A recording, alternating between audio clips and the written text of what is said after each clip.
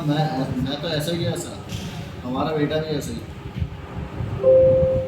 उसको भी ये है, अगर उसकी ताई ने लगा रखे तो उसे तो बोलते हैं ताई खाना नहीं खिलाई।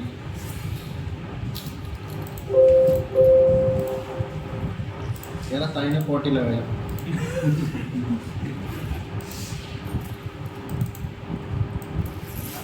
चलो जी, एनसी प्रोग्रामिंग की शुरुआत करते हैं। देखो, इसके पीछे तुमने एक वीडियो भी देखी होगी, single tool program versus ATC program, YouTube पे देखी थी ना अभी जो एक दिन पहले डाले, वो थोड़ी सी छा भी गई है, 10-11 हज़ार व्यूज़ भी आ चुके हैं कुछ, ठीक है। लेकिन आपकी सर वॉइस नहीं डाली, आपकी वॉइस नहीं डाली, मेरी तो वॉइस है, बड़ी अजीब टाइप की लग रही है। वो माइक में ऐसे ही हो जाती है, फैनी आवाज़ है ना, तो सुबह सुबह मैं अलग ही होता हूँ, जैसे रात को पी के बैठा। चलो भाई, जो सब बात, अब जैसे तुमने कोई भी प्रोग्राम बना लिया, ठीक है, अब उसकी क्या ज़रूरी है, एनसी प्रोग्रामिंग जरूरी, क्या ज़रूरी है कि आप उस प्रोग्राम को कैसे देखते हो, उसके एनसी कोड कैसे देखोगे, जी कोड एम कोड कैसे देखोगे। तो उसके लिए सबसे पहले मेन क्या है कि हमारे, मैंने आपको उस वीडियो में भी ये बताया था, single tool versus ATC program. कि सिंगल टूल का मतलब क्या होगा कि एक एक करके प्रोग्राम चलेगा, जैसे हमारे पास टूल रूम की मशीन आ जाती है, इसमें एक बार में एक ही टूल चल सकता है। अब जैसा हमारे यहाँ पे मैगजीन है, तो मैगजीन के बेस पे क्या आएगा, मैगजीन प्रोग्राम, यानी कि एटीसी प्रोग्राम कैसे क्रिएट करें, ठीक है। और 4 टूल हैं, चारों टूलों का एक जगह डाटा बनेगा। शुरू करें, सबसे पहले बात करते हैं एटीसी प्रोग्राम की, किसकी, एटीसी यहाँ पे इसको सिलेक्ट करोगे, चारों को, नहीं मतलब ऐसे ही चल गया कि कंट्रोल प्लस करो। देखो सीधी सिंपल से बात, ये टूल पाथ मेरा दिख रहा है सबको, इसके ऊपर राइट क्लिक करोगे, यहाँ पे एक ऑप्शन मिलेगा क्रिएट इंडिविजुअल एनसी प्रोग्राम। अब यहाँ पे सीधा क्या पता चला, क्रिएट इंडिविजुअल मतलब अलग अलग, इंडिविजुअल का मतलब क्या होता है, एक एक करके। तो यहाँ पे देखो एनसी प्रोग्राम वाले फोल्डर के आगे प्लस का सिंबल आ जाता है, 4 टूल आगे, राइट क्लिक करोगे, एडिट ऑल, क्या करोगे, एडिट ऑल में जाओगे, सबसे पहले वो पूछा आउटपुट फोल्डर, क्या पूछा, यानी कि प्रोग्राम को रखना है कहाँ पे, फोल्डर पे क्लिक करोगे। यहाँ पे मैंने एक न्यू के नाम से एक फोल्डर है वो खाली किया, ओके कर दिया। अब इसके बाद मशीन ऑप्शन फाइल, यानी कि कंट्रोल पैनल कौन सा है आपके पास, तो इस फोल्डर पे क्लिक करोगे। अभी देखो फालन मिस्टरबीसी जो 2 चलते हैं, अगर तुम्हें अपना कुछ चाहिए तो इस वाले फोल्डर पे क्लिक करोगे, यहाँ से जाओगे local disk C, user, public documents, order text आ गया, manufacturing post processor utility 2022, generic, यहाँ नीचे कर दोगे ऑल फाइल, क्या कर दोगे। तो देखो जितने इसके पास है, एलेक्सा, पानो, फीडिया, हास, एडन, होरको, मकीनो, मतसुरा, मजाक, मित्सुबिशी, ओकुमा, रोडर्स, सेल्का, सीमेंस, जितना अभी तक इसने देखे, ठीक है।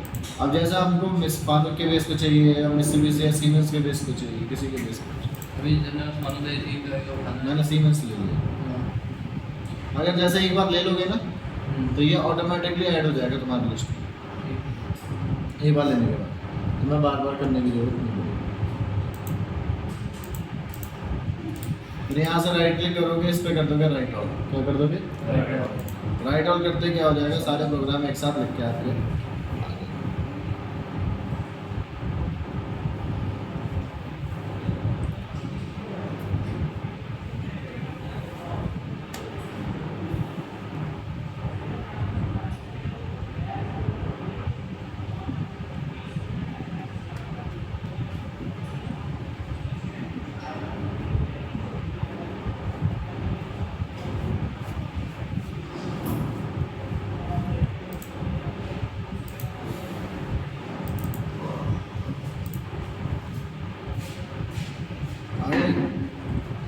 अब यहाँ पे ओपन करो,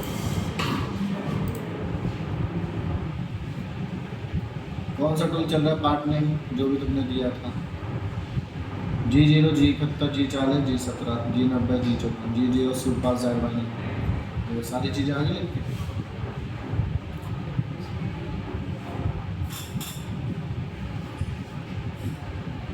ठीक है। अब ये तो हो गया इंडिविजुअल बन गया। एटीसी का कैसे बनाऊंगा भाई? इसके लिए करना क्या है, मैं इसको सब को डिलीट कर देता हूँ यहाँ से। राइट क्लिक करूंगा, क्रिएट एनसी प्रोग्राम, क्या करूंगा सबसे पहले आउटपुट फोल्डर प्रोग्राम कहाँ रखना है, ये वाले भैया को बुला दिया, किस नाम से रखना है, जैसे मैंने रखा इसका पैरस का, जो भी पार्ट का नाम है वो डालना है। इसके बाद मशीन ऑप्शन फाइल आनुक ले लो या सीमेंस लेना, सीमेंस ले लो। यहाँ पर राइट क्लिक करोगे, एक ऑप्शन आएगा ऐड टू एनसी प्रोग्राम, क्या आएगा ऐड टू एनसी प्रोग्राम। यहाँ पे देखो एक टूल नंबर 1 तो आगे, बाकी के नीचे क्वेश्चन मार्क है, तो यहाँ पे आपको टूल डिफाइन करना पड़ेगा। तो करने के लिए यहाँ पे सिलेक्ट करोगे, टूल नंबर आपका एक्टिवेट हो जाएगा। मैंने बोला 2 नंबर, ऐसे यहाँ पे जो मैंने बोला 3 नंबर, इसी नंबर के व्यास पे N2 N3 N4 N4 चलेगा। हो गया। अब इसको कर दोगे राइट, क्या कर दोगे राइट।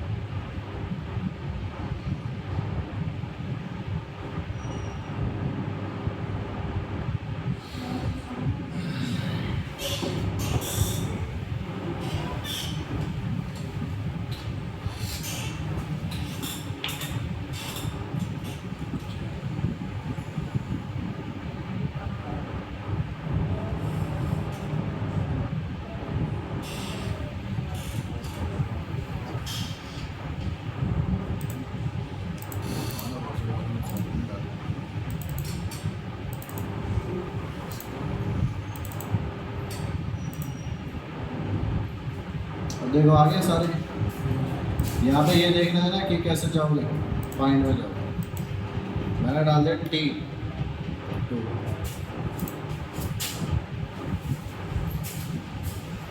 आ गया। मैंने अब डाल दिया T3 यानी कि टूल नंबर,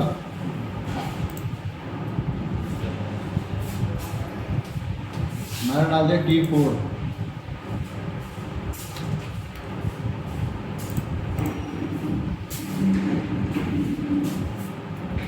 अब इससे होगा क्या कि आपको टूल बार बार ही चेंज नहीं करना पड़ेगा। जैसे मशीन में अगर मशीन में एक साथ साथ सबको ऑफसेट दे दो, सबका ऑप्शन एक साथ दे एक साथ दे जेड का ना, H01 H02 H03 H04। Sir वो भी तो एटीसी में वही लगा होना चाहिए, T1 T2। हाँ टूल तो तभी लगाओगे ना, टूल तो तुम एटीसी चेंज जो है वो अपने हिसाब से तुम जेड का ऑप्शन दे सकते हो ना। नहीं नहीं, टूल नंबर का भी टूल नंबर वो अपने आप उसको खोलोगे तो उसमें चेंज कर सकते हो। जैसे मैनुअल प्रोग्रामिंग क्या टूल अपने आप चेंज कर सकते हो। जो टूल का सीक्वेंस है मशीन के एटीसी मतलब नहीं है ना सर।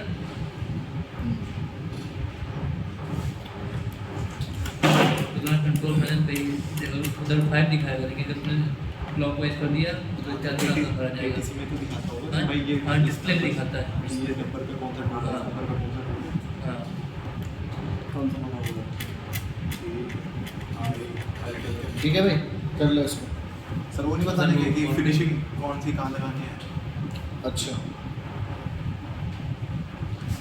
फिर इसको इस जगह मशीन में रीड करना है तो रीड होगी। कुछ नहीं, पेन ड्राइव लगाओ, लेके जाओ, चला दो, उसको प्रेस करना पड़ेगा मशीन में, उसको प्रेस करना। कुछ नहीं करना भाई। वहाँ पे एक USB का ऑप्शन आता है, तो उसको क्लिक कर दोगे, वही प्रोग्राम को बस DNC सेलेक्ट करो या फिर ऑटो पे जाके उसी प्रोग्राम को सिलेक्ट करके चलाओ। सर वो 27-28 घंटे आ रहे थे, उसको कब करने के लिए कह रहे थे आप? वो तो तरीका बताऊँगा उसका। बाबू जी के हाथ में जाइए तो मेरा करवा दो।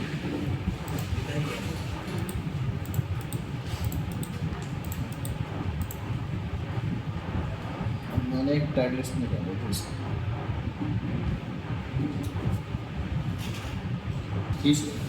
मैंने खुद बनाई है। ये फोटो मैंने खुद बनाई है अपने AI के साथ, बहुत बनाऊंगा इस साल में 10 फोटो भेज लिए तब जाके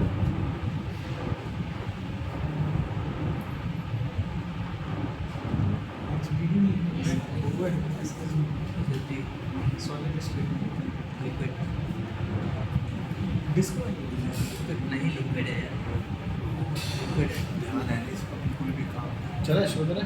लिक्विड है ये। बहुत बार देखो जैसे कि 3D offset finishing by the flow देख रहे हो। 3D ऑफसेट फिनिशिंग का देखो कल्चर क्या है, जैसे कि टॉप से लेके बॉटम तक ये क्या करेगा, पूरे एरिया कवर करेगा। मतलब जैसे ऊपर से आएगा नीचे तक जितना एरिया सरफेस पे मिल रहा है ये पूरे सरफेस को कवर करेगा, लेकिन सबसे बड़ा इसका जो पॉइंट है ये लिफ्टिंग नहीं करेगा। जैसे एक पॉइंट से इसने चलना चालू करा है तो फिर सांस तभी लेगा जब अपना काम खत्म कर देगा। दूसरे नंबर पे रास्टर है। रास्टर क्या कर रहा है, प्लेन सरफेस। प्लेन सरफेस है या फिर अपना प्रोफाइल है, जो भी है। यहाँ पे आएगा तो अपना उठेगा, फिर यहाँ पे जाएगा, फिर ऊपर उठेगा, यहाँ जाएगा, फिर ऊपर उठेगा। तो ऐसे उठते उठते ये क्या करेगा, लिफ्टिंग लेगा भी और ना भी लेगा। 3D प्रोफाइल आए तो लिफ्टिंग नहीं लेगा, 2D में आया तो लिफ्टिंग लेके चलेगा थोड़ा बहुत, ठीक है। और इसमें क्या होता है कि ये टाइम ज़्यादा बढ़ाता है। ऐसा नहीं है सरफेस फिनिश नहीं करता, फिनिश करता है, लेकिन क्या करेगा, टाइम ज़्यादा लेगा। तीसरे नंबर पर आता है ऑप्टिमाइज। ऑप्टिमाइज में देखो सबसे पहले क्या आ रहा है, फ्लैट, लेकिन प्रोफाइल के साथ होते हुए ये अपने फ्लैट पे चला गया। लेकिन ये ज़्यादातर यूज़ क्यों नहीं होते इंडस्ट्री में, रीज़न क्या है कि ये क्या करते हैं, लिफ्टिंग ज़्यादा क्रिएट करते हैं। जैसे मेरा टूल एक पॉइंट पे यहाँ पे गया, इसको फिनिश करेगा, फिर उठ के कहीं यहाँ से फिनिश करना चालू कर देगा, फिर उठ के कहीं यहाँ से फिनिश करना चालू, रीड आउट ज़्यादा होता है। टाइम बढ़ गया। टाइम ज़्यादा बढ़ जाएगा। मेरा कटिंग भी टाइम लगेगा और मूवमेंट भी टाइम लगेगा। स्टीप एंड शैलो ये तब यूज़ करा जाता है जब आपका सरफेस और वॉल दोनों एक साथ हो। जैसे 3D में दीवार भी 3D की दीवार है, उसमें सरफेस भी अंदर कुछ ऐसा सर उसके साथ जाता है, हम तब इसका यूज़ करेंगे steep and shallow. Wave time में आई बात समझ। अगर तुम्हारे पास कोई भी 3D प्रोफाइल आ गई है, मतलब उसमें दीवार वगैरह नहीं है, तो आपके लिए सबसे बेस्ट सजेशन आप लगाओगे 3D से। दीवार का मतलब क्या है, मतलब वहाँ फॉलो करना हुआ है तो जैसे ये है कैमरा वाला मॉडल देखा था ना, हाँ, कैमरा वाले मॉडल में साइड में ऐसे गया है, हाँ, दीवार साथ में आ गई ना, ठीक है। अब उसमें देखोगे तो कैमरा फोन वाला मॉडल है, फोन वाले में एक पॉइंट पे है, लेकिन नीचे जो घूम रहा है वो कैसे घूम रहा है, पूरा सरफेस के साथ जा रहा है। आई मेरी बात समझे, मेरा कहने का मतलब ये है। रास्टर का यूज़ कब करोगे, जब तुम्हारे पास कोई कोर प्रोफाइल हो, मतलब कोई प्रोफाइल उभर के आ रही है, ठीक है। तो वहाँ पर 3D और रास्टर दोनों यूज़ हो सकते हैं, लेकिन ऑप्टिमाइज यूज़ नहीं होगी। आगे मेरी बात समझ। तो ये इसका फंडा ही है, फोटो खींचने खींच सकते हो।